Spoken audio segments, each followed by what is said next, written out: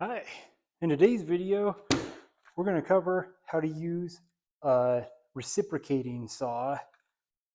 I've got two different versions that are both cordless, but they have different ends for installing the blade, so I'll show you both of those. They do make corded ones, but I don't have access to one of those to show you. For our battery operated ones, just like any other power tool that takes a battery, shove them in there and it'll engage. I want to point out that this is an old style brushed motor, and this one is a brushless motor, which if you're in the market and you see the two, I'm pointing that out so you know there is a huge difference. I have a comparison video where these two go head to head cutting some stuff, and it's a night and day difference. For how to operate some of these, they have, like this one, see I'm trying to squeeze the trigger and it won't go. It has this annoying safety lock up here, and it's a little unergonomic, if you want to call it that. But you have to press that one direction or the other to engage. This new saw does have a safety on it, but it's just locked or unlocked. Like right now, it's in the locked. Push the little lever in, and you see on this side, it shows you red. Red is bad, danger, but now it's ready to go. As many times as I need to use it, I don't have to keep resetting that. For loading a saw blade, you're going to need a blade. I'll use this big one here to make it easier. This has got this red lever. You pull up on that red lever and hold it. Then your saw blade will fit down in to the jaw that's down there. Now you can release that and check it. That should be engaged. And if you pull hard enough, it'll actually pull the motor up. So that's locked in. To release it, you flip up on that switch, jiggle your saw blade loose. On the newer saw, it's less friendly. It has a spiral lock on it, which is a little annoying to use, but you gotta spin that, then take your saw blade, put it in, and release that spiral, and now it's locked in.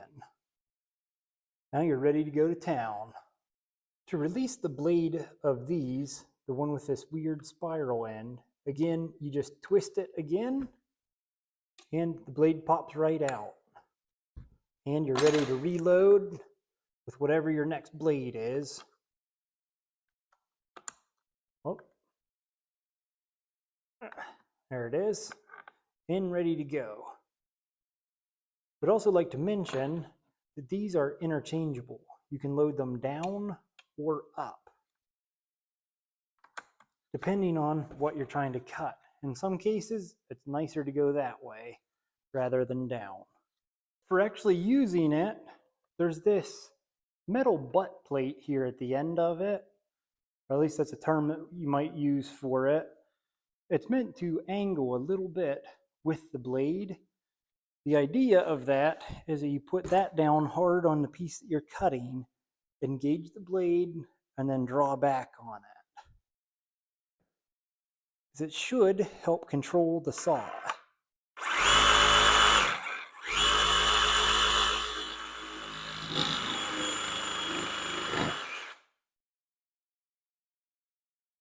Now, that does wobble around some. Of course, I was using one hand to hold that stable. This isn't the best workbench setup. But if we try it without sticking this butt plate on there, it's probably going to be a little more violent.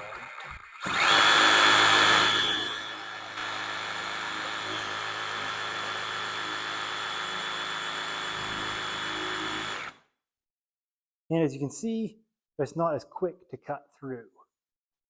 Now, you're not always going to be able to use that, but when you can, it's going to help. And the old saw still has that too. Just looks a little bit different. The other thing to mention for these is when you're cutting, you do not want your fingers under here.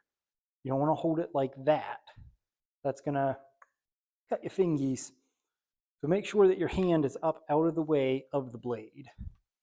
So that's it. That's the quick tutorial on how to use a reciprocating saw, or as some parts of the country called a sawzall, as in saws everything. Or if you're a little bit illiterate or can't pronunciate like me, I call them a sawzall, where it's just kind of everything blended together. But hope you enjoyed. We'll see you next time.